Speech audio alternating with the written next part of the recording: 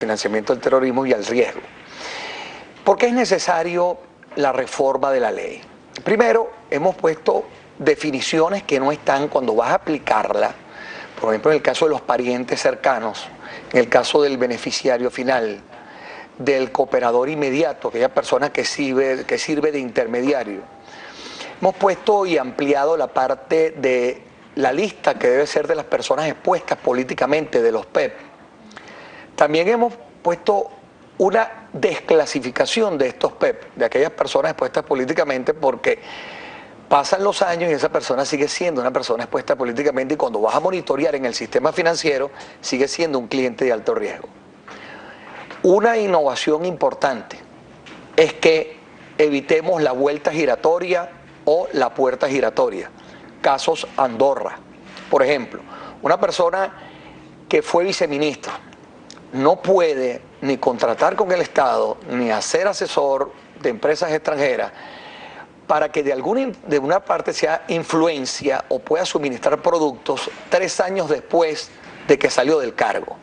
Ese es el caso de Andorra, sujetos que fueron viceministros, que fueron directores de institutos en Venezuela y salieron siendo cooperadores o coordinadores o colaboradores con empresas extranjeras para en el área que ellos tenían influencia le pagaran 56 millones de euros en honorarios profesionales. Esos son aspectos importantes. En el otro aspecto, digamos en la primera parte de la propuesta, estamos sugiriendo que se cree una superintendencia para que monitoree los negocios no financieros e incluimos lo que tiene que ver con el hipismo, las casas de empeño, para que se pueda monitorear a aquellos clientes que no tienen regulación. Por ejemplo, el caso del hipismo, que también es un tema verdaderamente relevante. De esa forma, también cumplimos con lo que dice el GAFI, que es el Grupo de Acción Financiera Internacional, que monitorea permanentemente a todos los países y dice que el contrabando, la evasión fiscal, son delitos que generan legitimación de capitales. Incluimos también... ¿Esas formas de delito van a estar incluidas en este reglamento? Los delitos, digamos, el contrabando como delito existe. Lo que no existe es que ese dinero producto del contrabando sea visto como legitimación de capitales. Fíjate lo que sucede en la frontera con Colombia con los casos de la gasolina, más allá del tema cocaína, pero imagínate la gravedad que tenemos con la frontera con Brasil y los mineros con el contrabando de oro. Sí, nuestras fronteras son muy vulnerables y sensibles a todo lo que está pasando con nuestras riquezas. Ese es un aspecto donde colocamos también para cumplir con lo que es la reforma del GAFI, el contrabando, la evasión fiscal y la proliferación de armas de destrucción masiva. En esa primera propuesta. En la segunda propuesta colocamos, o la segunda parte, digamos, de la propuesta, es la recuperación de activos. Nosotros creemos que no es necesario hacer una ley para recuperación de activos, simplemente modificando todo lo que tiene que ver con ese título, porque la recuperación de activos va más allá. A la gente no se le puede crear expectativas que no son. Tú no puedes pretender que si en Estados Unidos nosotros sabemos que hay unos yates, que hay unos aviones, que hay unas casas, que hay unos terrenos, nosotros vamos a ir hacia los Estados Unidos y vamos a decir, mira, devuélveme el yate o devuélveme el avión. Eso tiene un proceso de cooperación internacional, de asistencia legal mutua, donde lleva todo un procedimiento. Mira, la semana pasada se van a entregar 321 millones de dólares a Nigeria, producto de más de 10 años de un proceso entre Nigeria y Suiza, de un dinero que tenía este señor Abacha pendiente de un proceso en Luxemburgo con cuentas en Suiza. La delincuencia organizada hace unos entramados inmensos para confundir el rastreo. En eso estamos haciendo, en la parte del título de la recuperación de activos, cómo podemos rastrear mucho más los bienes, tanto bienes como dinero. De las recomendaciones que hacen estas organizaciones que dicen cómo hacer, cómo orientar la recuperación de activos. Llamamos recuperación de activos porque la Convención contra la Corrupción de Naciones Unidas dice que una de las finalidades del proceso contra la corrupción es que se recuperen los activos. No hace falta nada más investigar, imputar, acusar y condenar, porque podemos tener unos sujetos condenados pero ricos. Ahora bien, doctor, ¿cómo detectar la presencia de alguien que lava dinero? Hay muchísimas figuras, la figura del testaferro, pero ¿cómo detectar que una persona inicia estas prácticas y cómo denunciar además.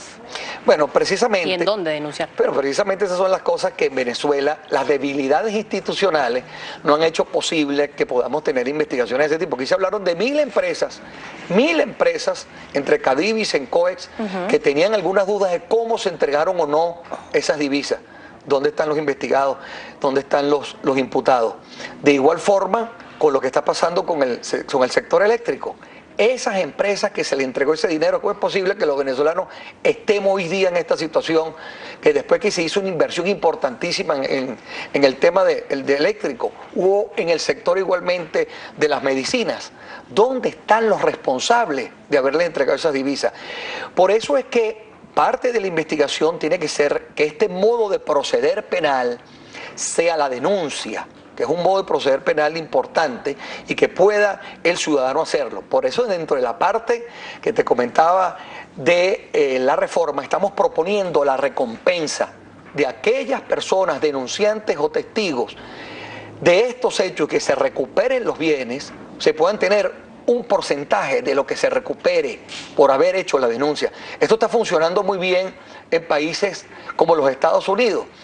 Desde 2011 que está implementándose este proceso, se han entregado 57 millones de dólares a 26 denunciantes. La semana pasada se entregaron 2 millones de dólares a un señor, 1.800.000 y a 2 personas 65.000 dólares, porque su denuncia hizo importante que la información llegara y se pudiera recuperar bienes y recuperar activos. Doctor, yo tengo que hacer una pausa, pero al regreso quiero que me explique cómo se puede coordinar efectivamente esta modalidad de dar recompensa y sobre todo la seguridad y la confidencialidad de los testigos o de los denunciantes en este caso. De este tema y mucho más vamos a hablar al regreso. Les recordamos, estamos conversando con el doctor Alejandro Rebolledo, abogado penalista y además director del Instituto de Altos Estudios de Derecho. Todas las dudas que tenga, @primera página, que el doctor muy amablemente las va a responder al regreso de esta pausa. Ya venimos.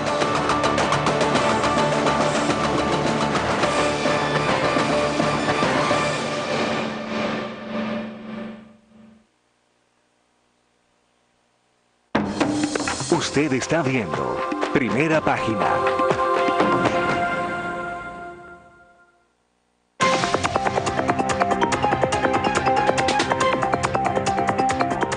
En la Venezuela de hoy, donde los enemigos históricos, los procesos de liberación nacional de nuestro pueblo enfilan sus baterías contra la patria y su irreductible derecho y deseo de vivir en libertad, los apátridas y el imperio arremeten en todos los sentidos, y a ello no escapan los medios de comunicación. Por lo tanto, nosotros no podemos hablar hoy en Venezuela de prensa